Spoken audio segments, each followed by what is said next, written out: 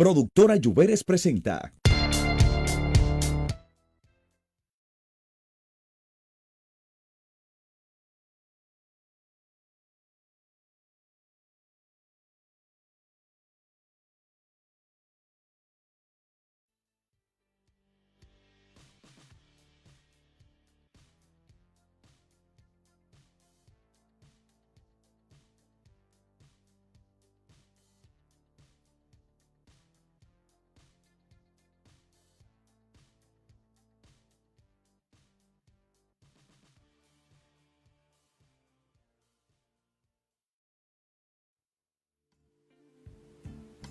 Esto es música, vino y poema, y como cada semana nosotros queremos traer un tema importante para todos ustedes, especialmente en este caso para la familia dominicana, porque en ocasiones algunos medios o personas que utilizan las redes sociales sin ningún tipo de conciencia suben ciertas imágenes que son delicadas, no solamente para los niños, sino para cualquier miembro de la familia. Así que hoy estamos recibiendo a una especialista, una persona que tiene mucho conocimiento sobre este tema, quien es psicóloga, especialista en Derecho y Violencia de Género, práctica de psicoterapia individual enfocada en intervención de sistemas violentos, con experiencia en intervención grupal con mujeres sobrevivientes de violencia, y además ella tiene experiencia en diseño e implementación de programas de intervención grupal para hombres agresores.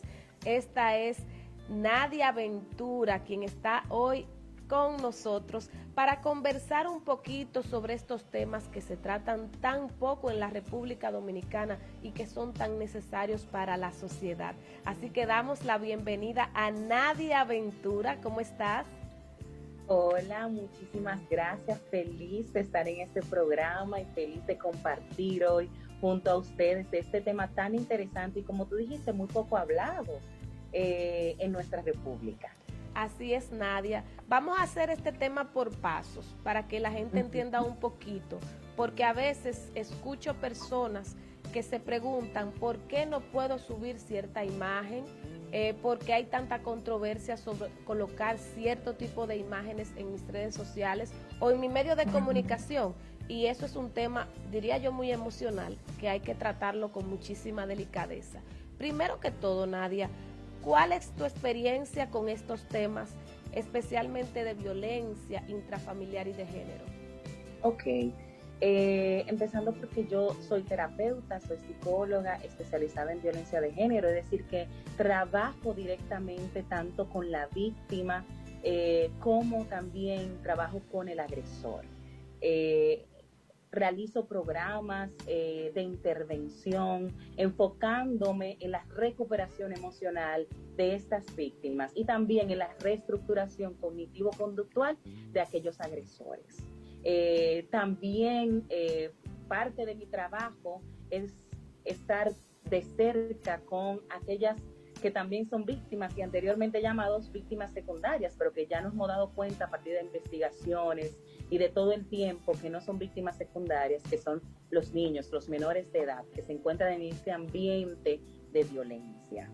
En esto es que me desarrollo y por eso es que estoy tan de cerca con estos temas, teniendo a los actores principales, es decir, tanto a la víctima como también al agresor cara a cara, en espacios individuales, en espacios totalmente protegidos, donde su identidad, donde toda su historia no sea vulnerada, tampoco expuesta, y donde hacen un proceso psicoterapéutico.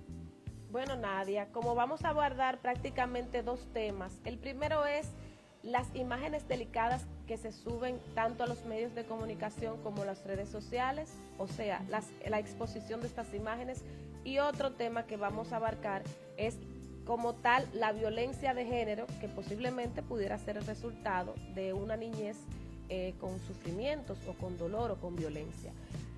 ¿Por qué no debemos colocar imágenes delicadas y qué se considera como imágenes delicadas para subirlas a cualquier medio o a cualquier red social? Muy bien. Se considera imagen delicada toda aquella imagen que vulnere cualquier derecho fundamental de alguna persona, ya sea un niño, una niña, un adolescente, un adulto, o que agreda a un grupo de personas. O sea, una imagen posiblemente que sea agrediendo a una comunidad, vamos a decir religiosa, es una imagen delicada, una imagen que quizás muestre en otro aspecto algunas partes o miembros de un cuerpo, también es una imagen delicada. Una imagen que vulnere derechos de niños, niñas y adolescentes, pues es una imagen delicada. ¿Y por qué no debemos subirlas? Son imágenes que afectan y vulneran a un grupo específico o a la sociedad en general. Y el subir este contenido de manera quizás desproporcionada afecta de manera directa a muchas personas, especialmente a quien ahora tienen más acceso a todo lo que es redes sociales, a todo lo que tiene que ver con el internet, que son nuestros niños, niñas y adolescentes. ¿Qué pasa, Nadia, con las personas que aún tú le dices que no suba estas imágenes, por una razón u otra las siguen subiendo, siguen tratando estos temas sin ningún tipo de tabú, diría yo, y realmente que hasta qué nivel las personas tal vez lo hacen a propósito, lo hacen por ignorancia, o realmente, como hemos dicho, el tema se ha tratado tan poco que no lo entienden? Ok, mira, pueden darse los tres aspectos. Hay personas que realmente lo hacen con una intención de hacer daño, hay quienes lo harán por desconocimiento y hay quienes pues simplemente lo hacen y punto, aún teniendo el conocimiento y entonces ya ahí pudiera ser por una intención específica. Cada red social realmente tiene de alguna manera, por ejemplo, vamos a hablar de cuáles más utilizamos, que son Instagram, Facebook, tienen alguna manera de filtrar o de permitirle a varios usuarios denunciar ciertos contenidos que infringen sus normas. Contenidos que tengan que ver con suicidio, contenidos que tengan que ver con ataques a ciertos grupos o personas, contenidos que tengan que ver con trastornos alimentarios. Siempre vamos a encontrar esta pequeña parte de reportar un abuso y todo eso. Cada red social, vamos a decir, se maneja en base a sus normas y reglamentos. Pero fuera de esto, también hay normas y reglamentos que se deben cumplir. Normas y reglamentos a partir de los derechos fundamentales, normas y reglamentos a partir de el no agredir o vulnerar la imagen de una persona, ¿ok? Que están en nuestro mismo código, que están en los derechos posiblemente de los niños, niñas y adolescentes, y que pues si no lo cumplimos, entonces se convierte entonces en un delito, y los delitos son punibles, o sea, que podemos llevarlo hacia el ámbito legal, lo cual podría ser demandable. Nadia, ¿qué establece la ley específicamente sobre las imágenes que se puedan o no subir a cualquier plataforma, no importa que sea red social o no importa qué tipo de medio de comunicación sea? Porque, por ejemplo, a veces, posiblemente, el padre accede a que esas imágenes puedan ser publicadas. Hemos visto ya en lo poco que llevamos del año 2021 que varios artistas y personajes y personalidades de la farándula, instituciones, han publicado fotografías, han subido videos en los cuales ellos alegan que los padres firmaron un acuerdo o que dieron un consentimiento hablado para poder subir este tipo de imágenes. ¿Están ellos en lo correcto? ¿Pueden los padres permitir que esto ocurra, o realmente a partir de ahí puede la ley tener alguna pena en contra tanto de las personas que publican como de estos padres que lo permiten?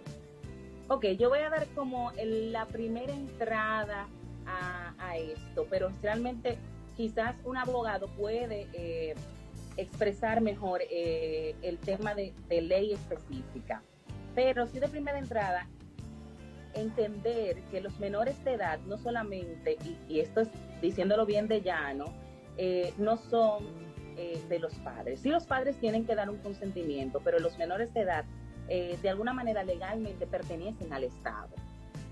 ¿Ok? En temas de cuando sus derechos se ven vulnerados, cuando se encuentran en una situación, por ejemplo, uno de los ejemplos que recuerdo que trabajé una vez es el caso de que, ok, nosotros como padres profesamos una religión X particular que no me permite hacer ciertos, vamos a decir, en el caso de ellos era que no le permitían hacer unos ciertos procedimientos médicos. Como usted es mayor de edad, de 18 años, puede decidir hacerse o no el procedimiento médico. En ese momento era de hacer la transfusión de sangre, pero al menor de edad, aún usted siendo padre y decidiendo, bueno, a él no quiero que se le haga, pues ahí no, porque ahí lo que prevalece es la protección de ese menor. Okay, entonces en este caso, el Estado es el encargado de preservar y cuidar de ese menor, independientemente de que los padres den o no autorización, porque ese niño pertenece de alguna manera o niña al Estado. Okay, y el Estado tiene el compromiso y la obligación, no solamente por ley, sino por también acuerdos internacionales, de proteger a ese menor, aun cuando sus padres no le están protegiendo o entienden que han dado la autorización. Nadia, vemos en algunos casos que algunas personas afirman que la única manera en la cual pueden lograr su objetivo, que en este caso podía ser beneficioso para este menor de edad o para cualquier otra persona, y dicen que la única justificación que tienen para conseguir que esa persona se ayude es subir la fotografía y tener como una prueba de que sí realmente esa ayuda la va a recibir esa persona que carece que tiene esa necesidad. En este sentido, ¿cómo podemos orientar a estas personas que no lo ven desde el punto de vista de tú como profesional y terapeuta, que dicen, bueno, yo tengo que subir la imagen porque tienen que ver qué está pasando, lo que yo prometí? Ok. Primero es el informarse, en buscar las leyes, en saber, ok, déjame ver qué puedo hacer o qué no puedo hacer, porque sí, ciertamente uno, o sea, de manera quizás intencional, lo que una persona quizás no buscara sería hacer daño, sino de alguna manera ayudar o remediar ese daño. Pero viendo bien claro el cómo protejo a ese niño, a esa niña, es importante, o sea, tener bien claro la protección de él o de ella. Y por eso hay que buscar y leer bien cómo, y buscar otras formas, cómo lo puedo hacer, cómo poder gestionar esta ayuda de manera en que no siga yo revictimizando a esta persona, porque esto es lo que pasa, que vamos a decir, este niño, esta niña ya ha vivido una situación de violencia donde fue vulnerado su derecho a la protección contra la violencia, pero entonces ahora quizás al exponerle, al hacerle partícipe de toda esta serie de actividades o grabaciones, de lo que sea, pues entonces les revictimizo. Y es que le hago revivir todo este suceso y evento traumático, lo cual puede traer consecuencias emocionales para él o ella. ¿Ok? Y consecuencias, o sea, como la culpa, ¿ok? Vulnerabilidad hacia la depresión, el riesgo o dificultad de relacionarse. ¿Ok? Y es como que poner también esta etiqueta de la niña que le falta esto, el niño que no tiene esto. Entonces, yo entiendo que a veces de verdad queremos ayudar y ayudar no está mal, y la capacidad de ser empático es importante, pero también teniendo en cuenta mucho cuidado el no revictimizar, y es buscar la manera y la forma de cómo puedo hacer esto para no revictimizar a este niño o a esta niña. En el caso que mencionaba de los artistas, que dicho sea de paso también algunos padres aprueban que estos niños sean expuestos, ya sea en video musical como en fotografías, ¿por qué existen? ¿Qué es lo que pasa? ¿Cuál sería la consecuencia? Porque no estamos hablando de una niña que está sufriendo una enfermedad ni que se está recaudando fondos para ayudarlo. Estamos hablando de una niña que por pura diversión se está utilizando para subir un video, que de hecho hay padres que hasta cobran y hacen negocio con este tipo de publicaciones. Sí, y el hecho de cobrar y hacer, o sea, es una manera quizás hasta de explosión hacia ese niño o esa niña. O sea, porque si nos ponemos quizás cuáles son los derechos, cuáles son las cosas que debe hacer ese niño en esa edad, posiblemente es estudiar, jugar, compartir con su familia, compartir. Entonces, el hecho de ponerle a trabajar, hacer este tipo de actividad y de alguna manera adultizarlo, porque lo estoy entrando en un ambiente totalmente de adulto, hacer cosas de adultos, y le estoy robando completamente esta etapa que le corresponde, ¿ok? Esta etapa que tiene que vivir.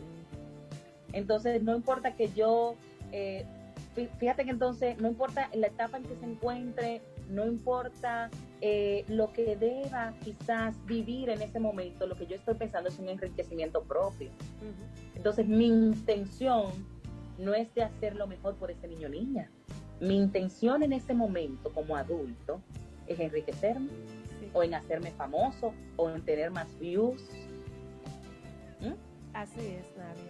Sabes que en el caso de, en el caso particular, Nadia, de que en muchas ocasiones vemos, y volviendo al tema de la exposición para las ayudas comunitarias, ¿qué podría ocurrir en 5 años? Vamos a decir, para colocar un tiempo, ahora mismo, para especificar un tiempo, ¿qué le pudiera ocurrir a esa niña, que en este caso específico está embarazada con poca edad, con 11, 12, 13 años, es publicada en cualquier plataforma, luego ese niño nace y esa niña tiene que seguir desarrollándose como infante, como niña y como adolescente? ¿Qué tipo de trauma pudiera causarle? ¿Qué situación social pudiera causarle a esta niña 5 o 10 años después, tanto a la madre como al bebé? Ok, vamos a hablar de riesgos, de factores de vulnerabilidad, de factor de vulnerabilidad a posiblemente depresión, de vulnerabilidad o riesgos de dificultad, de sentir de trastorno de estrés postraumático, pero no solamente, bueno, también, o sea, me refiero a no solamente por el hecho de la violación vivida, sino por la exposición a esa situación. Porque cada vez que yo hago sin trabajar el tema, porque esto es importante, una cosa es cuando quizás un niño o una niña ya ha trabajado, un adulto, adolescente, ha trabajado ciertos temas y quizás en una posición ya de resiliencia, de ahora hablar de esto porque deseo, porque quiero ser una voz ante aquellos que no pueden hablar, pues ya ahí es diferente. Pero cuando no se ha trabajado, cuando lo que se hace es que se expone quizás sin tener el proceso terapéutico previo, un acompañamiento,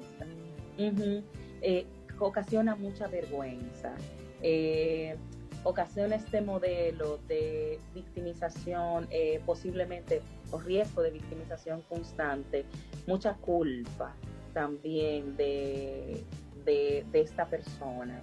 Y o sea, pueden venir hasta cosas como dificultad para dormir, problemas de alimentación, miedo, ciertas regresiones y todo esto.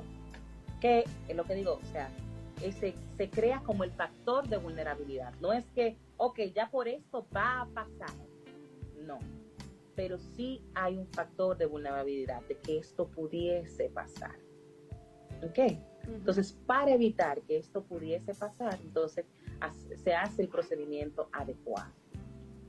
En el caso de las imágenes ya que tienen que ver con agresiones físicas, con muertes, aquí en nuestra televisión se ha expuesto a pleno mediodía fotografías de personalidades, de funcionarios que han fallecido, que se les ha dado un disparo, que están en un lecho de muerte. Y esto se ha expuesto en cualquier hora, en cualquier medio de comunicación. ¿Cuál es el trauma que esto pudiera causar ya en el caso de que los hijos de esa persona lo vean? No importa qué tipo de persona sea, que quizá para nosotros los adultos consideremos que una persona que no tenía alguna virtud o que tenía algún defecto, al final son sus hijos. ¿Cuál es el resultado que pudiera dejar? Además de que son sus hijos, primero comprender que esta persona que ha muerto, o sea, tiene un derecho a una dignidad, también a una muerte y a un proceso de que murió, pero que o fue asesinado o asesinada, pero que estos restos no sean expuestos, porque también tiene una familia que es como si pusiéramos un tizón en aquella herida al ver estas imágenes, porque no es la imagen que quizás uno piensa cuando recuerda a un familiar. Ok, es que si yo he perdido posiblemente a un familiar muy querido, la imagen que me va a llegar a la mente posiblemente sea la imagen de aquellos momentos felices que yo viví con esta persona, o aquellos momentos que esa persona me hablaba, pero es muy duro tener esa imagen de aquellos últimos días, por ejemplo, de aquellos últimos momentos, de ese cuerpo vulnerado completamente, de ese cuerpo desfigurado, o sea, es la dignidad de esa familia, la emocionalidad y todo lo que conlleva esto, y también cómo esto obstaculiza de alguna manera el proceso de duelo, porque es que esas imágenes de alguna manera se pueden volver como un flashback consecutivo en mi cabeza. Y no solo pensar en esa persona que ya no está, sino en todas las personas que rodeaban a esa persona, su esposa, su esposa, su esposo, su pareja, sus hijos, sus sobrinos, su madre, su padre. Okay. Es pensar en todo esto y que ciertamente esas imágenes que generan en una sociedad morbo. Entonces, si somos un medio de comunicación, lo que estamos tratando de educar, estamos dando una información, pero esta información, si tiene que venir cargada de este amarillismo, de este morbo, pues entonces algo no estamos haciendo bien, o no estamos comunicando bien, que necesitamos poner esto para generar, o nuestra intención no es comunicar, es otra cosa más. Entonces ahí tú te tienes que preguntar como medio de comunicación qué es lo que está pasando, que yo tengo que poner esto y no comunicar de manera adecuada para generar. Así para generar más views. Nadia, okay.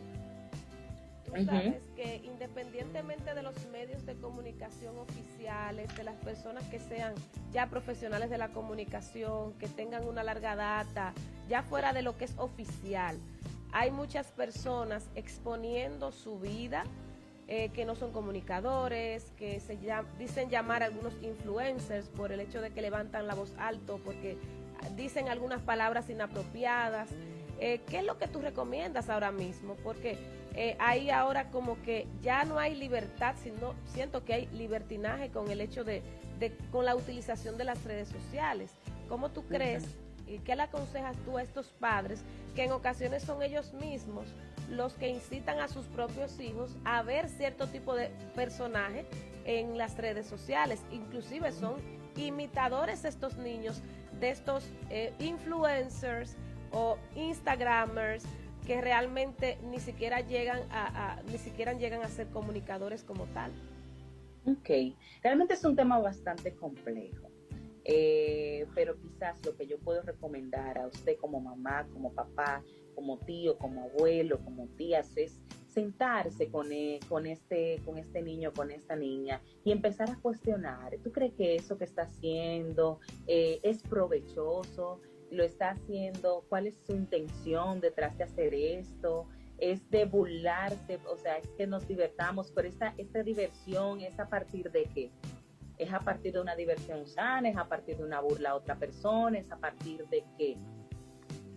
Y que pongamos de acuerdo a cada edad, claro, pero que nos pongamos a analizar y que empecemos a empezar a cuestionarnos el por qué consumimos esto y qué me aporta a mí esto que estoy consumiendo.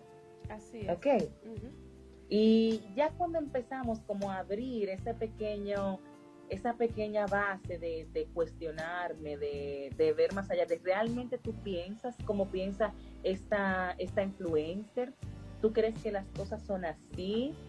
Entonces ya ahí empezamos de alguna manera como a explotar una pequeña burbujita, uh-huh, donde yo me doy la oportunidad de más allá de lo que me están vendiendo, decir, ok, pero déjame ver realmente esto que me venden, déjame analizar, ok. Y ciertamente si ya son niños muy pequeños, como padres empezar a limitar ciertos contenidos, uh-huh, de que quizás mi hijo de X edad no tiene que estar viendo o sea, si es un niño de 3, 4 años, pues esto no le va a posiblemente ver a un influencer de 20 y pico de años, pues no le va a generar nada. O sea, y es empezar, ok, a cuestionar dependiendo de la edad y empezar a yo como padre o madre restringir ciertas cosas. Bien.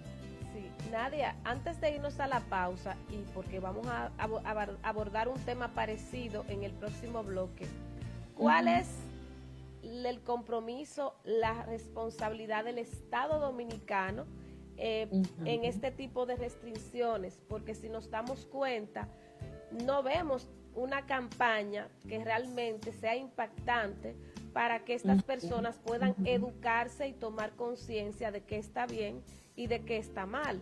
Vemos casos de fiscalías, de personas, inclusive adultos, que han realizado actividades, como no me gusta decir este tipo de palabras, pero que han abusado hasta de sus propias familias, abusadores sexuales. Cómo está trabajando o cómo debería trabajar el Estado, porque solamente vemos el caso, el hecho, fue a la uh-huh. fiscalía, le dieron 10 años de prisión, pero cómo uh-huh. yo le explico a la ciudadanía, cómo yo le explico a la sociedad. Veo inclusive gente defendiendo a estas personas por una uh-huh. cosa o por la otra, e inclusive veo que quieren justificar que a uno le dieron 1 año de prisión y al otro le dieron 10 años, como que uno es mejor que el otro, pero al final cometieron un delito. ¿Qué es lo que uh-huh. se necesita en la República Dominicana para por lo menos empezar a controlar esto? Ok, primero es educar, explicar, tener bien clara cuáles son los lineamientos, cuáles son, y que estas personas puedan tener contacto con los códigos, que puedan saber, ok, esto es lo que estamos haciendo nosotros, y es proteger a estos niños y niñas, a proteger a estas víctimas, proteger y promover, porque también es parte de esta educación, es la promoción de que se puedan hacer de manera adecuada este tipo de imágenes, o sea, de que esta imagen, ok, tienes un fin, que es quizás conseguir algo beneficioso para esta persona, ok, hay una forma de hacerlo, hay formas de hacerlo, ¿cuál es? Vamos a ver, esta es la forma en que podemos hacerlo. Ciertamente no vamos a hacer de ojos, o sea, tapados y oídos sordos. Ciertamente el Estado a veces sentimos que no nos responden o que no nos da abasto, y por eso es que queremos actuar, pero es aún así acudir a ellos, tocarle las puertas. No no se hizo nada, no se logró, ok, vamos a ver con nuestra propia forma, pero protegiendo siempre esa imagen. Asesoramiento, acompañamiento, terapeutas. Exacto. Y el Estado debe brindar el asesoramiento también. Entonces, porque lo que busca es de alguna manera toda la protección contra la violencia. Lo que debe buscar también es el derecho a la vida, a la supervivencia, a un mejor nivel de desarrollo, ¿okay? A la igualdad de género, a la participación, a la no discriminación. ¿Okay? Y todo esto debe venir consigo con un sinnúmero de pautas y de ciertas cosas, y que ciertamente el Estado debe brindar la protección adecuada. Así es, nada. Y el asesoramiento también. Exactamente. Y se tomó esta decisión, pero explicar por qué se tomó esta decisión. Exactamente. O sea, yo creo que hay un compromiso, se necesitan algunas campañas educativas y por supuesto, no en contra de nadie que quiera hacer trabajo social, no en contra de nadie que quiera buscar la verdad, sino lo ideal es que se busque un asesoramiento psicológico, terapéutico y por supuesto hacer una diligencia con el Estado y que el Estado tenga también más facilidades para que las personas, el usuario que necesite este tipo de información pueda avanzar, porque o sea, el que hace trabajo social y lo hacemos, lo has hecho tú, lo he hecho yo, sabemos lo que significa a veces pedir ayuda, sabemos lo que significa a veces tocar las puertas. Tocar la puerta y que te digan, mira, el mes que viene no aparece. Así es, entonces a veces quizá en ese deseo de ayudar a los demás, el que ayuda no se empapa bien de cuáles serían las consecuencias de actuar sin ese debido conocimiento y sin esa debida información. Entonces nosotros, después de esta pausa, ya vamos a abarcar un poquito más sobre lo que tiene que ver con la violencia intrafamiliar, con la violencia de género y cuáles son las cosas que en la República Dominicana nosotros deberíamos empezar a realizar para que esto pudiera empezar a mitigarse.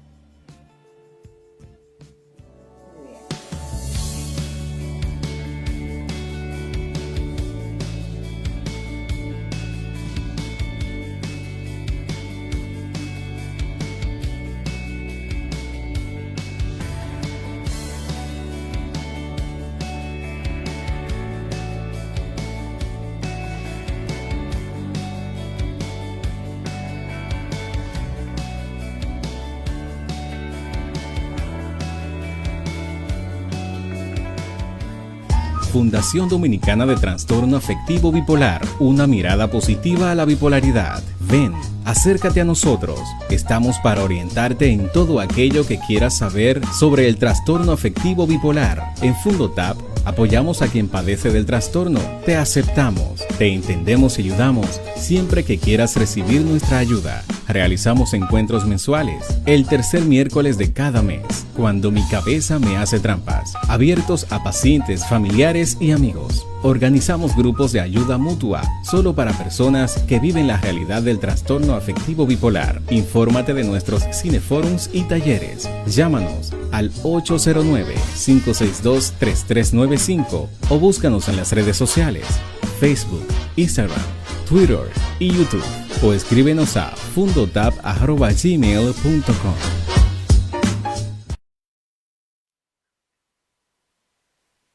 Hoy hemos dedicado este programa para conversar sobre las imágenes delicadas que se utilizan para informar, para dar a conocer una noticia, para llevar algún mensaje. ¿Qué imágenes son delicadas? ¿Qué imágenes debemos evitar colocar tanto en los medios de comunicación, en las redes sociales? ¿Y cuáles son esas maneras de nosotros poder proyectar nuestros pensamientos, que no necesariamente deben ser bruscos, que no deben ser problemáticos, o en este caso no deben afectar la imagen o la dignidad de otras personas? En este caso, para este tema, hemos conversado y estaremos conversando con Nadia Ventura, quien es psicóloga especialista en Derecho y Violencia de Género. En el bloque anterior hablábamos de esas imágenes, hablábamos de esos niños y de lo que los pudiera convertir personas más vulnerables de lo que ya ellos son.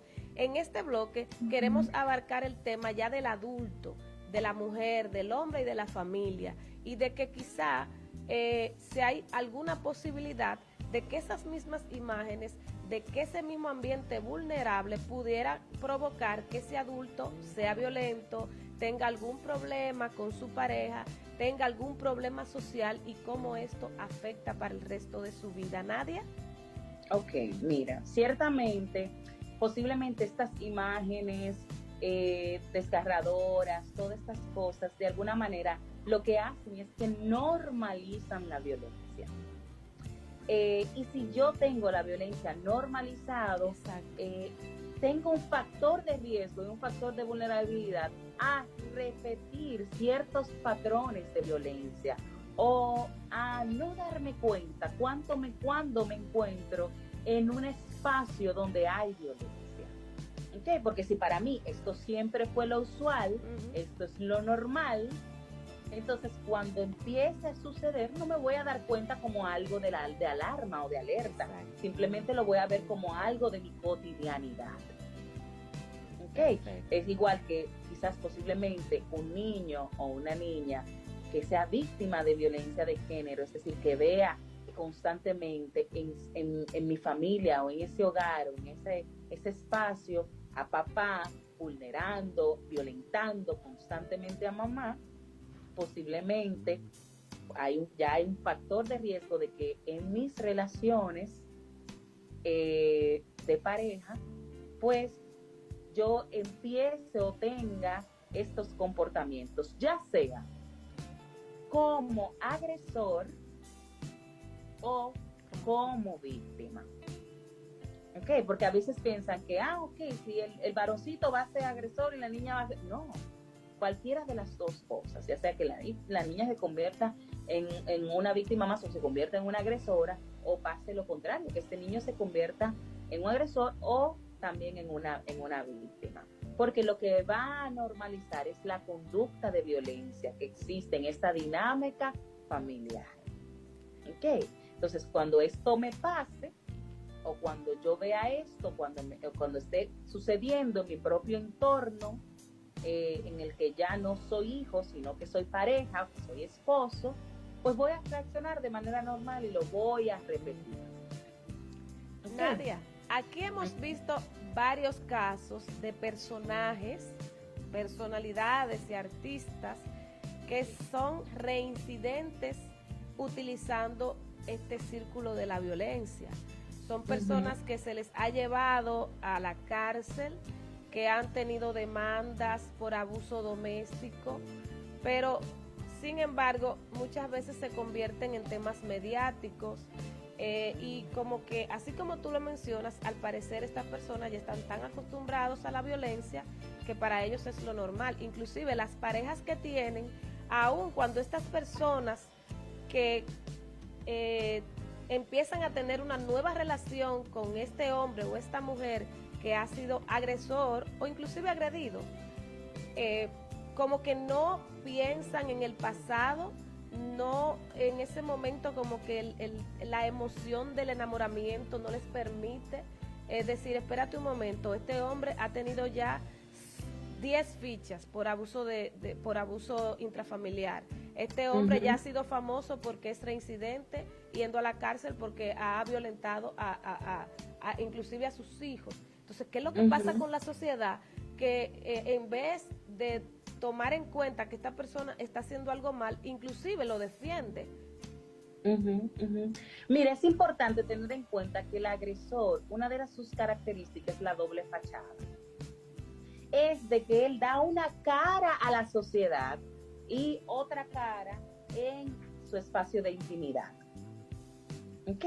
Y que posiblemente lo que la sociedad mire sea esta cara de encantador, porque el agresor suele ser bastante encantador en un inicio, tanto con el público como también con su vida privada, en un inicio de relación. Es un amelino. Donde esta persona es muy atento, hace muchos regalos, habla con el público, llora, dice, es que ya yo aprendí, yo me di cuenta, ahora yo empiezo una vida nueva. Todo esto que es parte de las características de ser un agresor. ¿Ok? Entonces pasa eso, sí, que a veces también podemos ver cómo la misma víctima de este agresor vuelve con él y repite todo eso, pero esto tiene un nombre específico y se llama el ciclo de la violencia, que muchas personas se preguntan, pero ¿por qué no lo deja? Y hacen comentarios desastrosos, que pero que ella le gusta, es porque ella, mira cómo ella vuelve y lo busca, es que, ¿por qué ella no lo deja? Es porque ella es masoquista. Yo he escuchado mucho esos comentarios, y no es que ella es masoquista, no es que ella le guste, que la maltraten.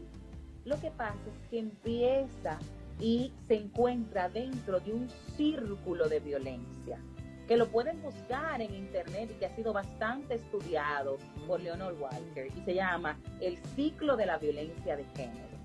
Este ciclo en el cual ellos pasan por esta relación donde en un primer momento hay una acumulación de la tensión, donde esta persona empieza a acusar, empieza a decir que a mí no me gusta esto, llega molesto de la calle, o empieza a hacer estas constante desplante de que aquí todo está bien. Entonces hay como un ambiente de tensión en la casa, en ese espacio.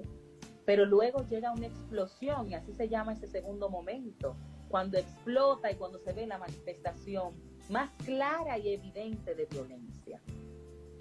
Explota, y una explosión puede ser que extraye cosas, que le pegue, o que le agreda fuertemente verbalmente, o hay un montón de cosas que se pueden dar en la explosión, pero es donde la manifestación de la violencia es más evidente. Y ahora viene un tercer momento, que aquí es donde sucede el reenganche, donde este agresor, luego de que pasó eso, pide perdón. Le dice, ya yo me di cuenta de que tú eres la mujer de mi vida, es que tú eres la madre de mis hijos, es que yo quiero volver contigo, es que yo sin ti no soy nada. Y empieza realmente a hacer cosas que hacen pensar o creer a la mujer que realmente él va a cambiar.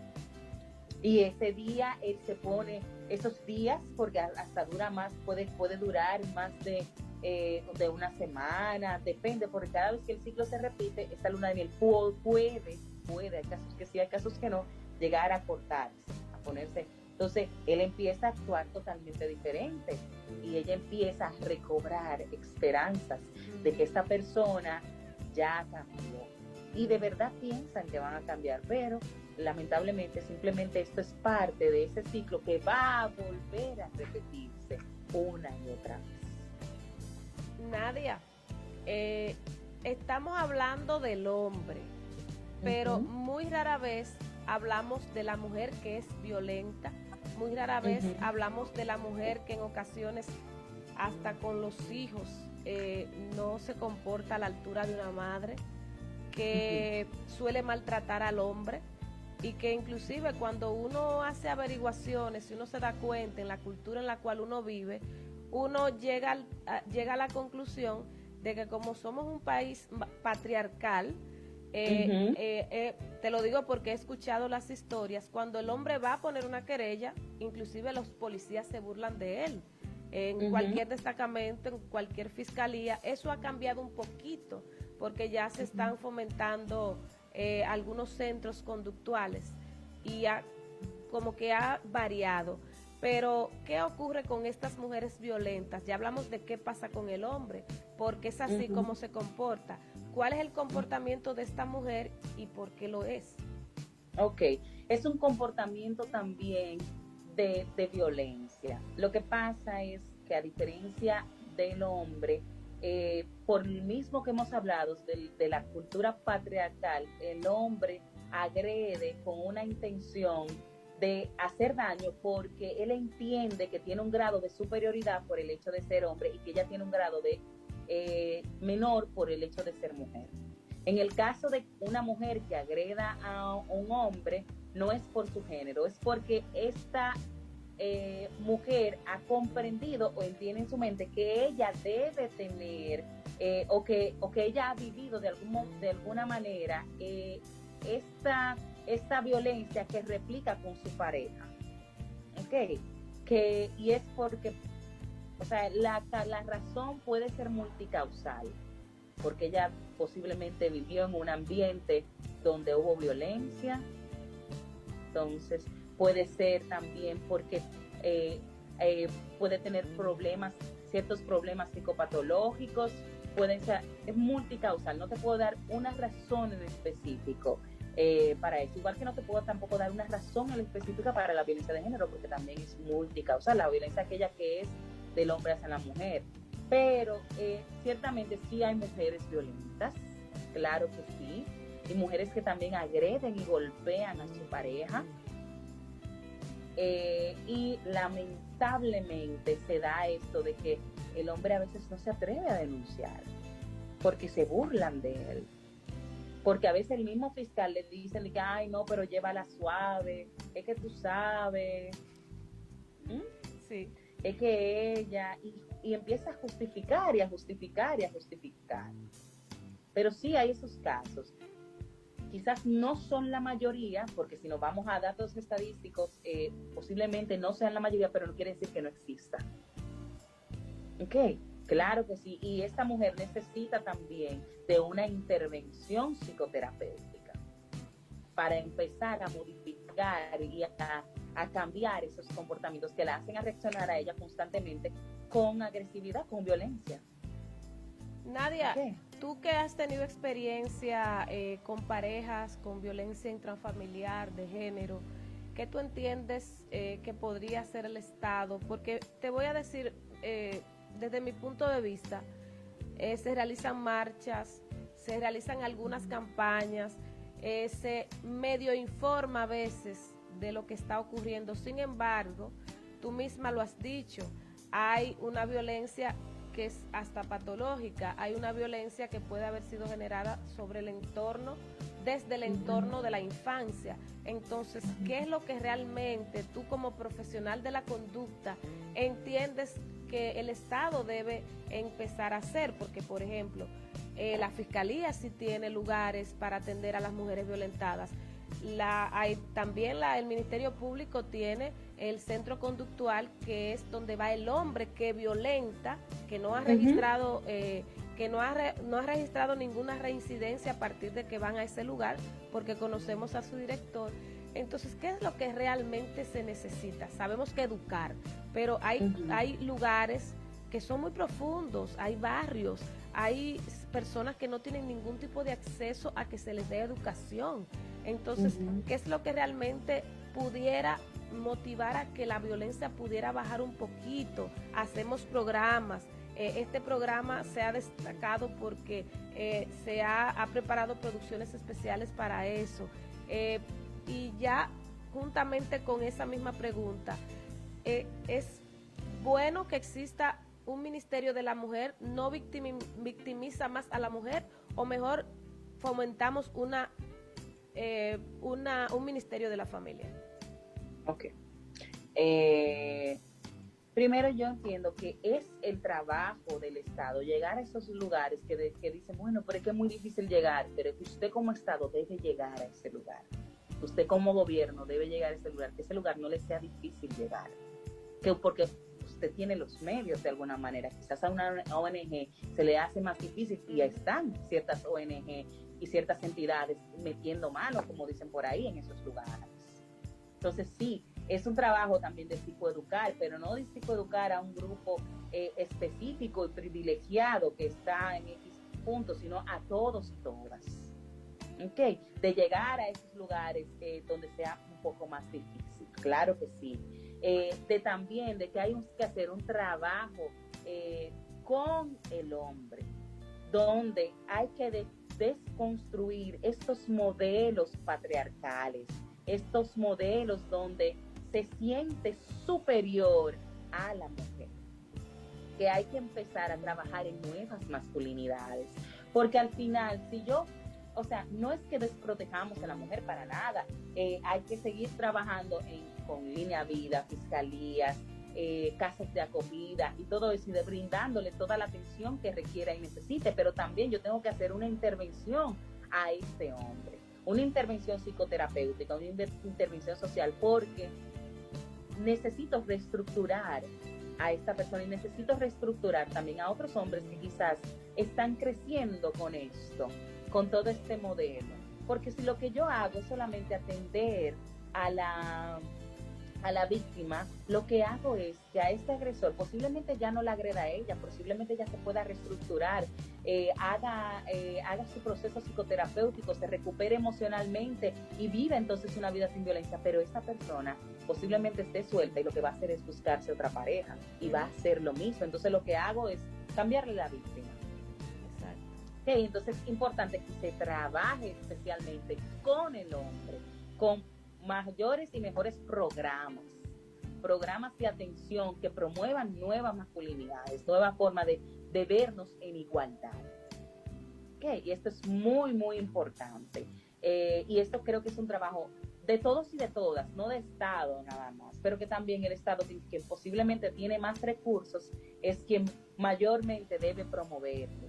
Pero no es un trabajo de Estado solamente, y es un trabajo que también usted, yo y quien sea desde la posición en que usted se encuentre puede empezar a hablar de estos temas y hacer de su espacio un espacio igualitario. No hay que esperar que intervenga el Estado.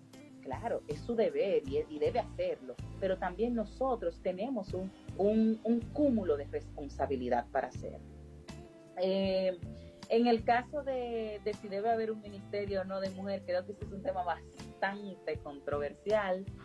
Yo entiendo el por qué hay un Ministerio de la Mujer y quiero que sepa que de parte del Ministerio de la Mujer hay departamentos también que se encargan de nuevas masculinidades, que trabajan de la mano para promover y formar personas en estos temas, que sean también multiplicadores. Esto se hace desde el Ministerio de la Mujer.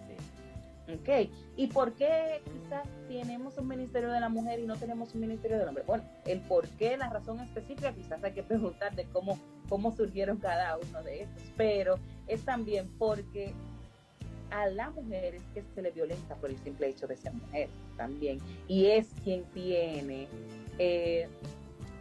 por el mismo sistema patriarcal, que la tiene de alguna manera por debajo, es quien a veces le cuesta más.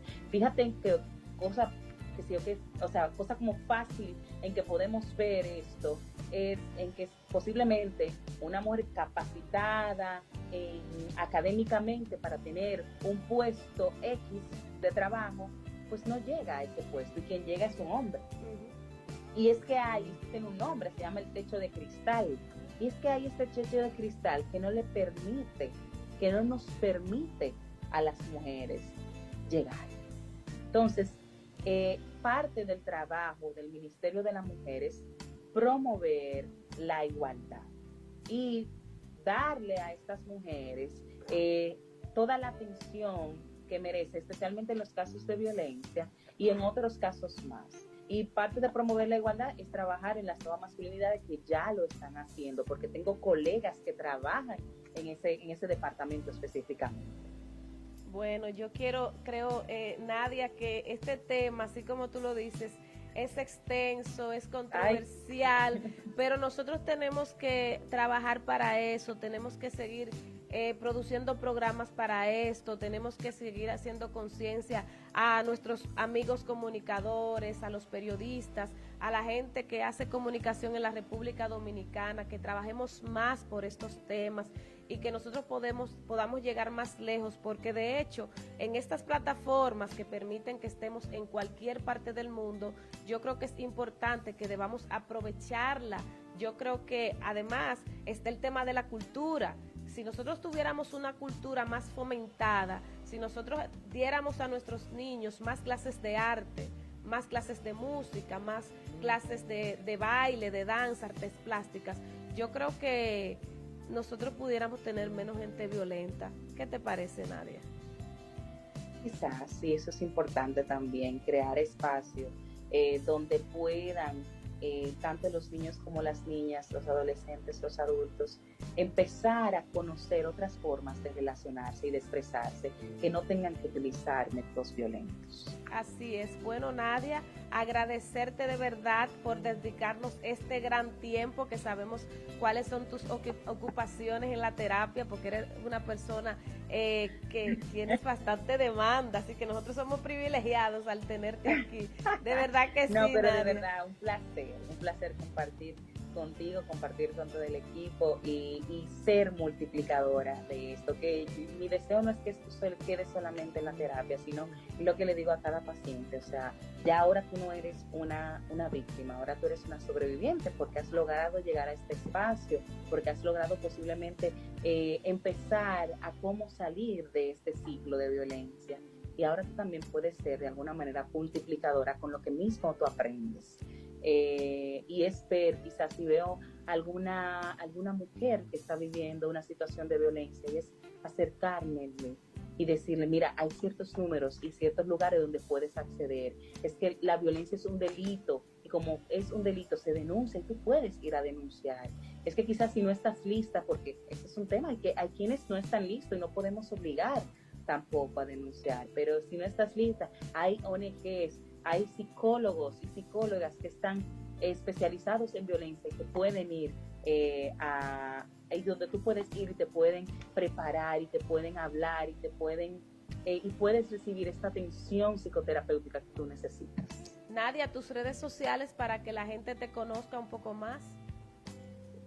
Le voy a dar es el número de Psicológicamente y las redes sociales de Psicológicamente. Yo me encuentro en Grupo Profesional Psicológicamente.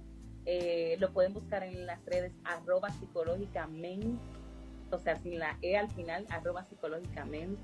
El número de teléfono, bueno, nos pueden buscar en las redes y ahí nos va a encontrar también en Google y todo eso, porque ahora no me acuerdo, pero y ahí pueden pues entonces ponerse en contacto conmigo cualquier cosa que necesiten. Sí, 809-562-3395.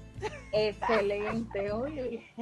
Ese mismo. Así es. Bueno, Nadia, agradecerte nueva vez y a ustedes, por supuesto, agradecerles que siempre están con nosotros cada jueves en Música, Vino y Poema. Ojalá que ustedes puedan ser multiplicadores de este mensaje. Y tú, si entiendes que estás en algún círculo de violencia, si entiendes que estás en una situación de la cual piensas que no puedes salir, puedes comunicarte Psicológicamente, comunicarte con Nadia, inclusive escribirnos a las redes sociales de Música, Vino y Poema, y yo sé que algo se puede hacer por ti.